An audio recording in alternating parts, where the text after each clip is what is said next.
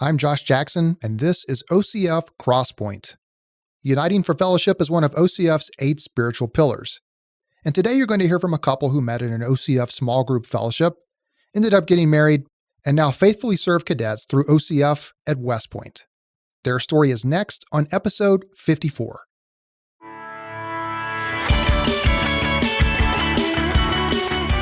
You're listening to the OCF Crosspoint podcast. This is the podcast dedicated to sharing stories of military life at the intersection of faith, family, and profession.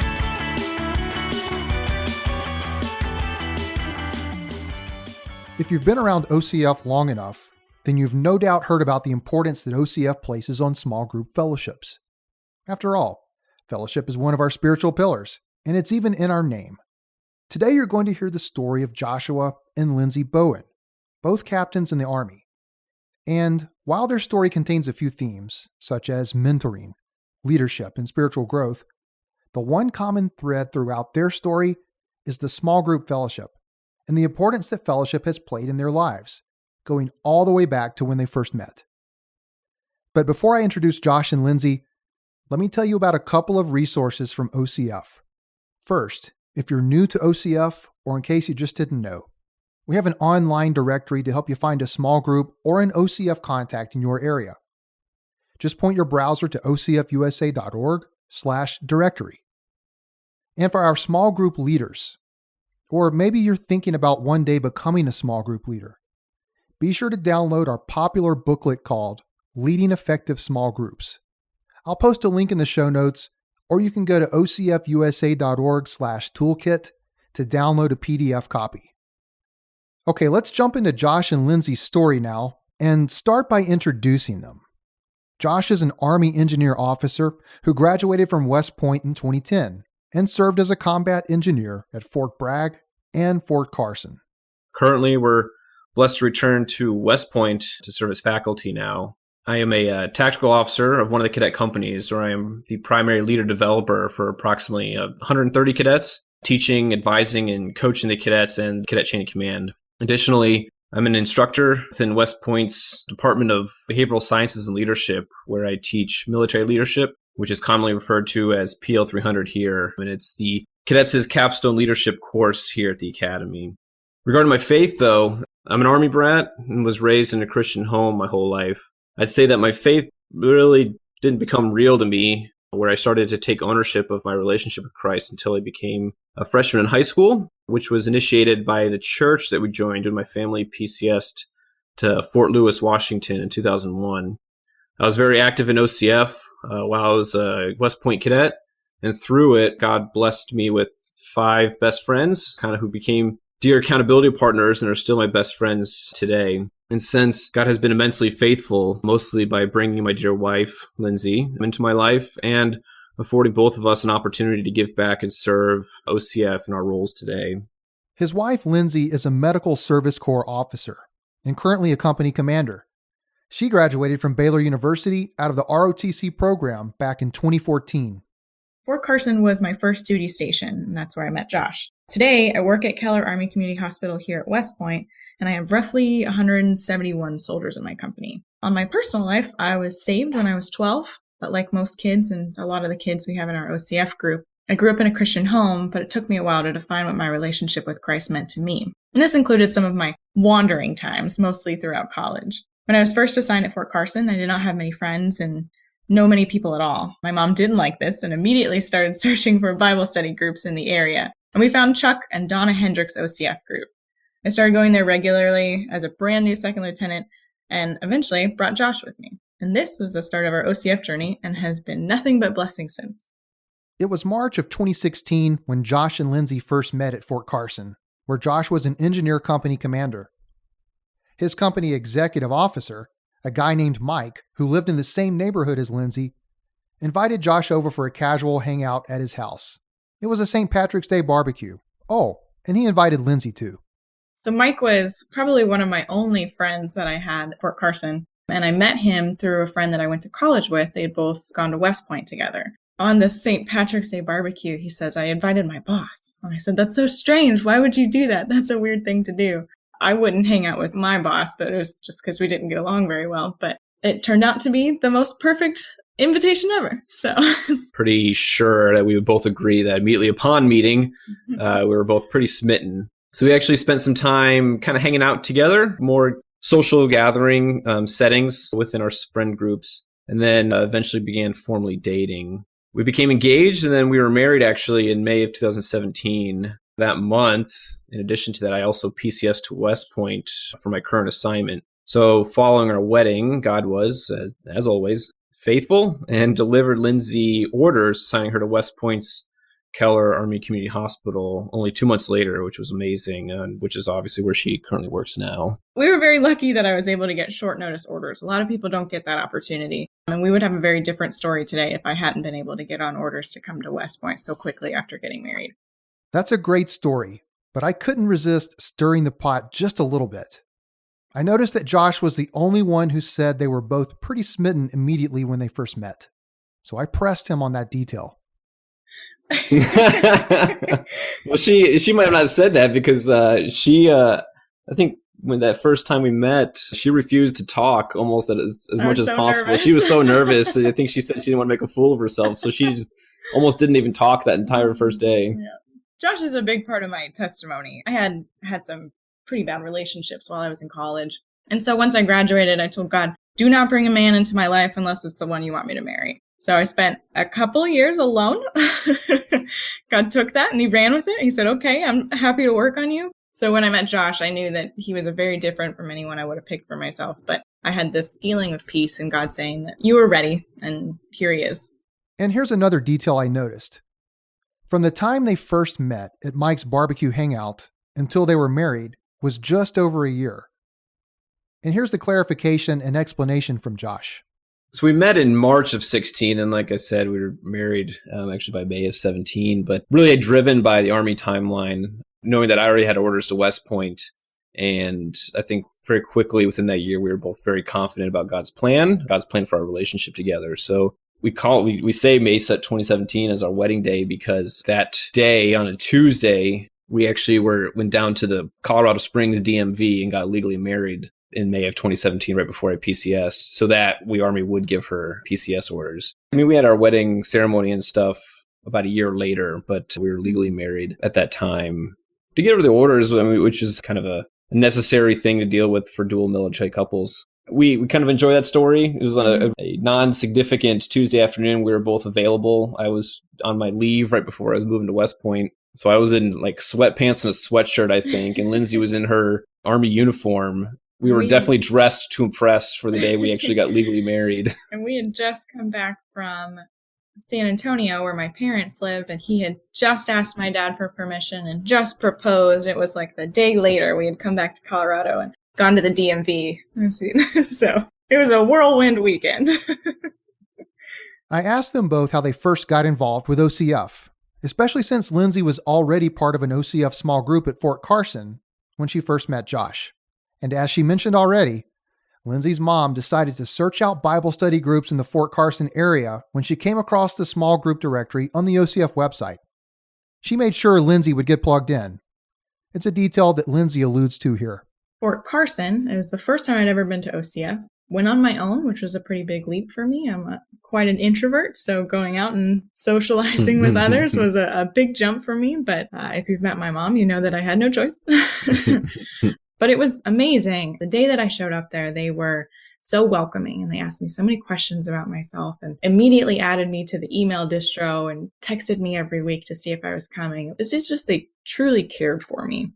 For my story, I originally joined OCF when I was a freshman at West Point, which was the fall of 2006.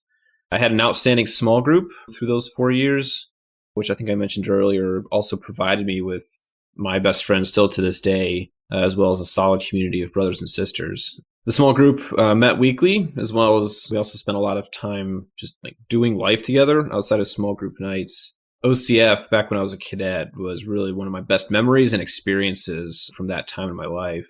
I would say one regret that I have is not being as deliberate in getting connected in a small group and a community like OCF as a lieutenant at Fort Bragg, or even my early years as a captain at Fort Carson. That was a reflection of, I think, my spiritual maturity back then, I'd say. And also, just serves as an example that I often come to when I'm talking to our cadets, especially looking at them as soon to be graduating cadets, as a lesson to commit to getting connected at their future duty stations. I rejoined OCF in 2016 through Lindsey, as she mentioned earlier, and joined her small group with the Hendricks, which to this day has been such a blessing.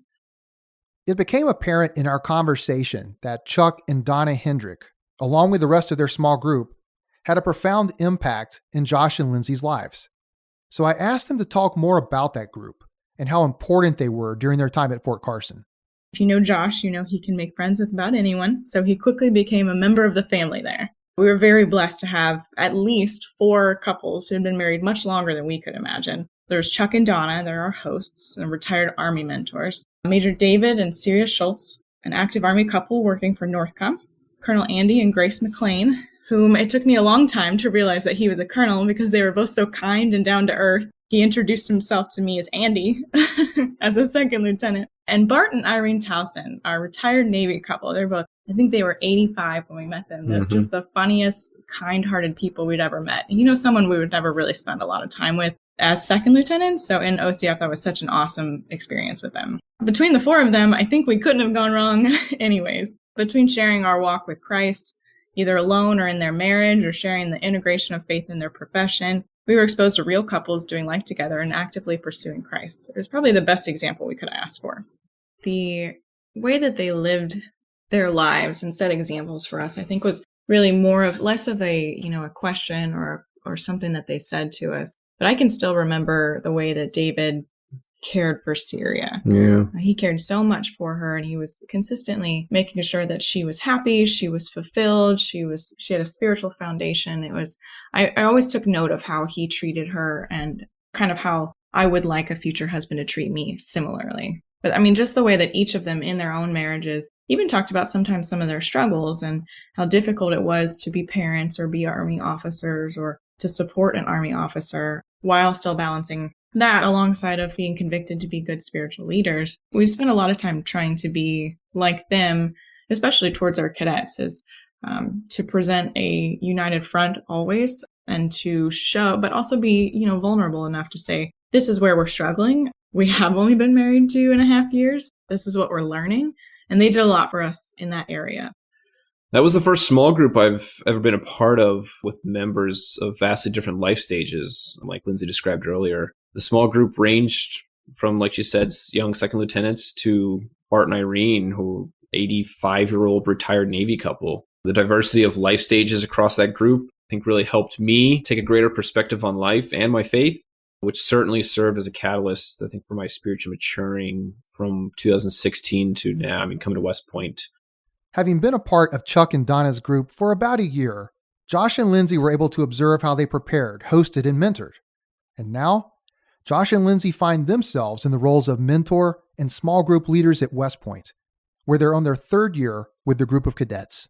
I had the great fortune of leading a cadet OCF small group, which we did start back in August of 2017 with a group of, I think at the time it was 7 brand new freshmen. So they were like 6 weeks out of cadet basic training over the summer. And now week number 2 of the academic year of being a cadet at West Point, months after graduating high school. So, these kids are terrified of anything. But with the West Point model here at OCF, we serve as the faculty leaders, but West Point actually aims to have small groups be cadet run. So we always have a cadet senior assigned to our small group to lead our weekly small group studies and discussions. And the Tuesday night group meetings are jam-packed with activity, beyond just prepping snacks and lesson materials. A large group of cadets gathers in the cadet area at 7:15 for worship and announcements. We're talking several hundred cadets. And afterward, everyone splits into smaller groups with about 30 cadets going with Josh and Lindsey. While the actual structured Bible study is only about 45 minutes, they like to make time for dessert and socializing. But Josh and Lindsey would both tell you those long evenings are worth it. They tend to be pretty long nights, but I think Lindsey and I, every single night, we just walk away really energized, feeling really fulfilled and humbled and blessed, I think, just with this wonderful opportunity that God's given us. As a cadet, I really never appreciated how much work it took my old OCF group leaders to prepare snacks and a lesson every week. So like Lindsey stated, I think we have a much deeper appreciation for the humble work of OCF small group leaders. Personally, I believe God's given me a passion for leader development, which is why he brought me back to West Point in my tactical officer role, being able to give back to the West Point OCF community. I'm really passionate about just making people and organizations better through leader development. And I truly believe there's an important and inherent spiritual component to that. While Lindsey, I think, does a fantastic job of taking care of the women in our small group. So like Josh said, it's true that God has used us to pour into these cadets, but I can't tell you how my own faith has exponentially grown in the past 2 years since we've been here. I attribute it to many things, but the impact that fellowship in the small group Bible studies, whether it's the neighborhood Bible study or the OCF Bible study or one-on-one mentorship relationships, has had on my faith is undeniable. I had no idea that I loved women's ministry until I got involved with the women of OCF because someone asked me to. I had no idea I could be a spiritual mentor for anyone until someone asked me to. So God keeps pushing me outside of my comfort zone here, but I found that I have new passions for all of it, and I really, really enjoy it. So like Josh said, I currently spend most of my time in OCF focused on the awesome ladies in our group. So we have probably about, I'd say 10 to 15 of them in our group, and they are just wonderful women that are learning to be spiritual leaders and military leaders in a very changing world where now they're all thinking about which combat arms do I want to go into, which is not an issue that I had when I was a cadet. So I didn't deal with that. I mean, there were opportunities for me to be in something similar, but they have very different adult problems than I did when I was a cadet. Did you notice that last phrase, adult problems? As Lindsey was just talking about, she's found herself in the role of a spiritual mentor to the ladies in the group. But those jam-packed Tuesday evening sessions, well, they don't leave much room for discussing those adult problems, or finding out what's going on in the cadets' lives, or working out what they're really struggling with. Instead, Lindsey looks for chances to have one-on-one coffee chats, or organize events like an epic cookie decorating contest, as she calls it. Basically, she just wants to meet them where they are when they need it most. So this is kind of where I like to spend my time. Well, I had a cadet female ask me to mentor her. Her name is Sophie. She's just a wonderful woman. But that was such a daunting task for me. I was terrified. I'd never mentored anybody before, especially spiritually. But God has helped us create a relationship where we are talking about marriage and leadership and spiritual foundations in a way that I sometimes feel like it's not me talking. I don't know what we're talking about, but God's using me to work in this young lady's life. And I think she's going to go great places. And I'm glad to be a part of that opportunity. I try to focus on developing cadets' spiritual maturity, the ownership of their relationship with Christ, and getting connected with a spiritual community to include accountability relationships, basic priorities in their lives. I'm focused on having our cadets as spiritually and professionally prepared as possible when they cross the graduation stage, which is May of 2021 for most of them. I didn't do a good job of that when I graduated. I fell into what we kind of call here at West Point, like the black hole, not being connected and deliberate, continue to invest in my faith after I leave the academy. Wait a second. What was that about a black hole? If you've never heard this word, at least outside of the usual astronomical context, here's what it means in a nutshell. It's a word that gets used in OCF from time to talk about that period of time after graduation when cadets and midshipmen can become so overwhelmed with that first assignment and a lack of spiritual structure that they don't make time for fellowship or simply don't know where to find it. For all intents and purposes, they seemingly fall into a black hole for a period of time. Here's Josh talking about that period of time in his life in more detail. So I became a spiritual island. My faith was stagnant for a number of years, actually, until I met Lindsey. And I focus on making our cadets as ready as possible, I think, to make that important transition and do it better than I did. At West Point, there are just so many opportunities to get connected in whatever you want, but especially spiritually. And it's easy. Cadets literally have to take just a few-minute walk from one building to another within the cadet area just to get to the common meeting place where we meet for OCF. So we make it very convenient, designed so to encourage participation. To make it super convenient, it's routine. It's already built into your schedule. Yeah. And I mean, West Point structures that time for club meeting times anyway. So because of all of that, the convenience and everything, it's easy to surround yourself with a very robust, like spiritually developmental structure, I think. Through Colin and Amy Wooten and OCF right now at West Point, they're doing a fantastic job of addressing this, but that was not a conversation when I was a cadet. What happens on the other side of the graduation stage, and you leave West Point as a 22-year-old leaving. I didn't invest enough myself to prepare for the challenges of that lack of structure. I was so used to having that very robust spiritual community and the developmental structure around me at West Point that when it was all gone, when I got to Fort Bragg, I didn't take the initiative, did not get myself connected either in a home church or any sort of small group in or outside of OCF. I mean, I wouldn't say that I was living in sin or making any major decisions that I regret to this day back then, but I certainly was not living for Christ. Even simple things of going to church on Sundays was not a routine thing for me back then. I was a lieutenant at Fort Bragg.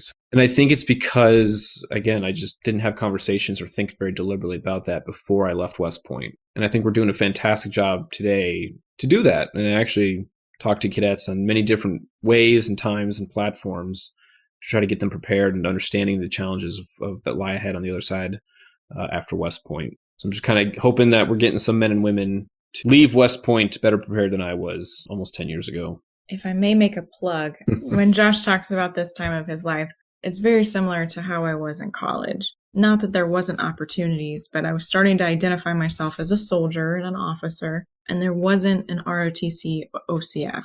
And I know that's an area that OCF is missing or is developing. But if I could just make a plug for the little Lindseys who are little Baylor Bears and kind of lost in the world, they could really use our OCF ROTC ministry. And speaking of ROTC and the little Lindseys out there, as she called them, I'd like to make a plug of my own. Coming up in a future episode, you're going to hear the story of Isaiah Walker. He's a midshipman in the Ole Miss ROTC program who, like Lindsey, just wants to get plugged in somewhere and experience fellowship, but struggles with isolation at his location. It's a great story. Let's wrap up Josh and Lindsey's story by having them talk about what integration of faith and profession looks like for them. Lindsey starts by sharing about the importance of faculty neighborhood Bible studies and how these equip her and Josh to then pour into the lives of the cadets. So what we do is, which is a little different from the OCF small group Bible study, when we're talking about what it will be like to be a leader in the Army with our cadets, our neighborhood small group is talking about what's going on in the fight that we're all in together. So we use work examples to talk through how to be the light in the world instead of blending in with everyone else. This is the biggest growth for me as a leader because as they're pouring into us and helping us work through our struggles, we are now able to pour into our cadets, which to me, I think is the foundation of OCF integrating faith and profession. So we have a leader couple, Colonel Jason and his wife Marna Mustine here at West Point, and he teaches history here. But he put it best for us when we first met them. He said, the job I'm paid to do here is to teach. The reason God brought us here is to minister to cadets in our West Point community. And I think that stands true for us. And we keep that in mind a lot, is the Army pays us to do our Army job. But that's just a very small part of our ministry here. Is our main mission is to love, teach, and prepare these cadets before they go into the world and lead others. I think to add on to that, though, I think being extremely clear on who I am and what my purpose or my calling is also very important. Personally for me, I mean, over the last few years, I've gone through a process of clarifying, I think, what those are for me. Right now, I really think that, God's purpose for my life is, as I said earlier, making people and organizations better through leader development. And so within that overarching purpose, though, I fulfill several roles or maybe identities, I guess you can call it, to accomplish that. And of those, first and foremost, I am a follower of Christ. While I carry that out very extensively through our engagement with the OCF and our neighborhood Bible study, all of my peers and the cadets that I work with at West Point outside of OCF know that this is an integral part of Lindsey's in my life. It's always a key part of our introductions when we meet new people as well. That purposeful integration and messaging, I think, helps me to remain more accountable in my daily behavior at work, as well as makes me most available to others who are interested. through just that mindset, that attitude, and some of those behaviors, we've had a number of peers and cadets approach us about OCF and then actually attend Tuesday nights or Monday nights for our neighborhood Bible study, because Lindsey and I ensure that is a known and important part of our identities. So I think a high level of clarity on who I am or who we are, what God's purpose is for us, and what we do to accomplish that gives us greater confidence as well as competence to live it out for others day to day. I always laugh, I think, sometimes when we meet new people, because Lindsey, though she is an extreme introvert, has very quickly come into a high level of confidence of just asking people like, hey, have you heard of OCF? And like, hey, do you want to come to our small group? It's fascinating how God works, even just in very simple gestures like that. And how, even some cadets we meet for the first time, we don't even know them from Adam or know them from Eve. And now they've become like integral members of our small group for months and or years now. So it's been fantastic to see. Yeah, I think our phrase, or Josh kind of likes to tease me about it, but I even have a sweatshirt that says, your brokenness is welcome here. And that's kind of been our motto, is if we are broken people trying to take care of other broken people. Your brokenness is welcome here. That's a great motto for a small group fellowship. I want to say thanks again to Josh and Lindsey for coming on the show to share their story. We had a great conversation. In fact, a much longer conversation than what you just heard. So I'll go check the cutting room floor to see if I can round up some bonus material from my conversation with them. Stay tuned. Well, that's going to do it for another episode of OCF Crosspoint. And as always, if you have an idea for a guest, topic, or story you'd like for us to consider on a future episode of the show, just send an email to me at podcast@ocfusa.org. Thanks for taking time out of your day to spend it with us, and we hope that you'll join us for the next OCF Crosspoint. The views expressed by the hosts and guests of Crosspoint do not necessarily reflect the official policy or position of Officers Christian Fellowship of the United States of America, its governing council, staff, or of the U.S. government, the Department of Defense, or any branch of the U.S. Armed Forces. For more information about Officers Christian Fellowship, go to ocfusa.org.